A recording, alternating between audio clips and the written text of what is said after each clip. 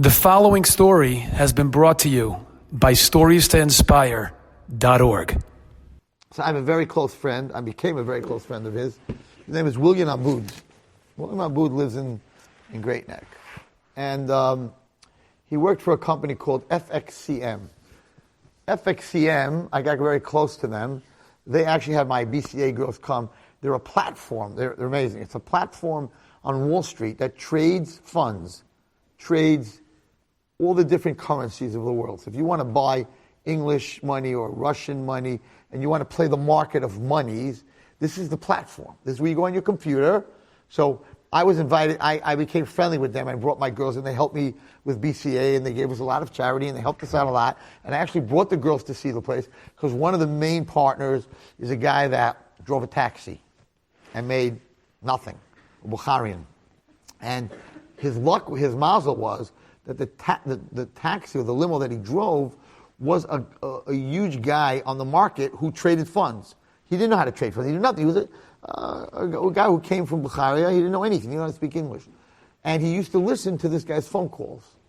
So he used to drive him out to Jersey, wherever he used to drive him out. So he asked this guy, could you teach me while we're driving? Could you tell me like how the thing works? And this guy used to teach him. He was a young guy. And he listened, and he listened, and he opened up his own place in competition with that guy, whatever. And he got, it's all Jewish guys. And just to show you that if you come from nowhere, if you really want, I mean, Hashem has to help you, but you have to be smart, you know, if you want. What? Very big, very smart. But not busy. He knew how to build a platform. He knew computers. He learned how to build. Anyway, so these guys, famous, all the guys from FXCM, they gave so much tzedakah. You have no idea. To everybody. 5 partners. One day, about 2 years ago, the laws of monetary laws in Europe changed. And one day, the banks changed all the laws. And because they changed all the laws, the people that owned money had to sell everything. So there was a dumping on the exchange. And when you have a dumping on the exchange, let's say the value is 50, it's going, when everybody's selling, I'll take 30, I'll take 20, I'll take 10, to 0. They lost all their money in one day. And not one day, in one moment.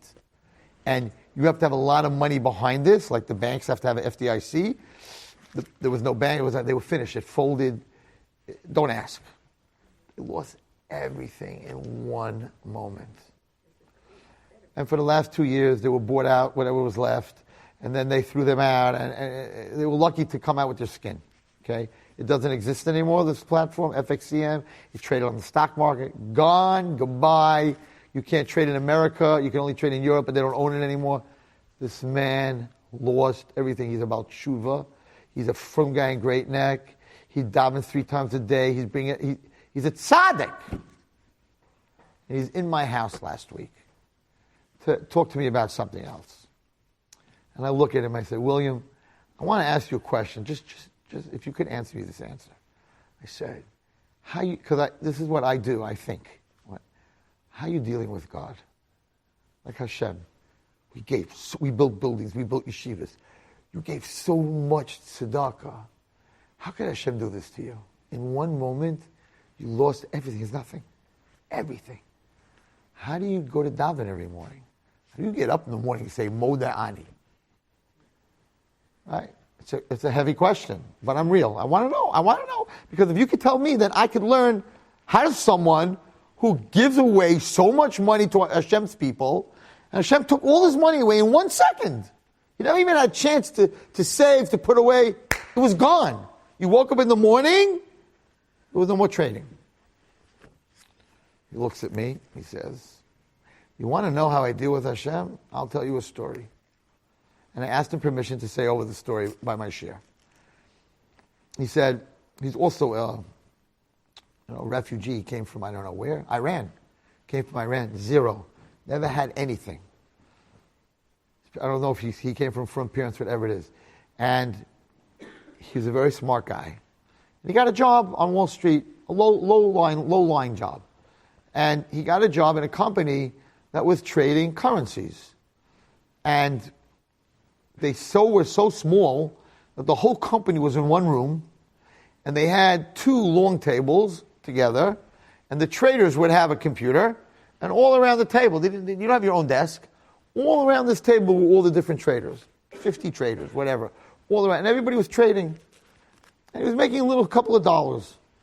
The guy next to him was very, very brilliant, and he was a non-Jewish guy, and they became very close friends. They sat for, I think it was 15 years he was doing this, or 10 years, whatever it was, and they became very close friends. And everyone would help each other. Like, what does your customer want? I have it. My customer want who has this? They have it. And they were all trading. That's a trading floor. One day, the guy was sitting next to him, who was like the most brilliant of them all, gets a phone call from a very, very big company that this company wants to create like an FXCM, like that type of thing. But they want to create the biggest and best trading floor, that they're going to be the number one who trades currencies in the world. So they called this guy and they told him, you have an open book. You create this platform, you hire the staff, I don't care what you pay them, whatever it takes, we are going to be the elite. They were a big company, and that's what they wanted to do. They wanted to trade currencies outside of their stock market. So he was sure, being that he's this guy's best friend, that he's going to hire him first. He hires the girl that sits across from him. I need you to come to the new company. He's leaving this company, offers her crazy money. And he starts to pick people all around, traders, to build his team, right? To build this platform that's going to be the biggest in the world and the number one. And he's sitting there, and everybody's getting jobs. And William's not getting a job. He doesn't understand what's going on over here. This guy's my buddy. And he was good at what he does. He figured he's going to be the last. He's going to hire him the last. He's the last guy. The last guy gets the most money, right? He'll be on top. He'll be on the other side. And all the people will be in between. And one day, he hears that this guy finished hiring. He's got his team. He said, I was about tshuva. And they were paying these people 10 times what they were getting in the brokerage that they were to take them out. You're talking hundreds of thousands of dollars salary. And he was just starting. He's like, Hashem, I don't understand. I gave about tshuva, right? I became from all the work I did on myself. He picked everyone around the table but me. He said, Rabbi Wallerstein, for 6 months, I couldn't, Hashem, I don't understand you. This guy's not Jew. This one's not Jew. That one's not a Jew. A couple of Jews, but like, why did he leave me out?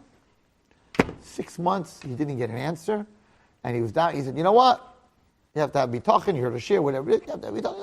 Okay. A year and a half later, in the World Trade Center, on the 86th floor, the plane hit the 86th floor. No one had a chance to get out.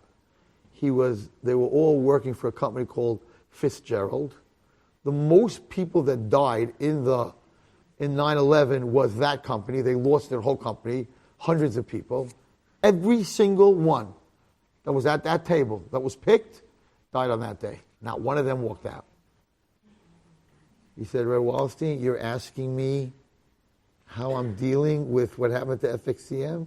He said, once that happened, every day after 9/11 is a present. I should not be here. I should have been there. I didn't get the job. He said, every single one of those people were my friends.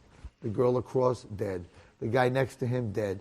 They didn't have a chance. The plane didn't hit below or above. It hit the floor that all those people were on. So he says, I should have questions? Me? He said, Rabbi Wallerstein, from 9/11 on, I don't have any questions. Every time I wake up, it's like, I shouldn't be here. I should have been with them. So today is an amazing day. If you're not supposed to be here and you're here, you're going to make the best day out of it that you can. So I was sitting there, I'm like, so you don't have any questions? He goes, no, I have no questions. My questions are over. I thought about it when he left, and I'm like, really? That's a crazy story, I agree, but we say Moda'ani because we're not supposed to be here every day. We're not supposed to be here every day. We have to look at it that if I'm here today, that's a crazy gift. I need to do the best that I can today.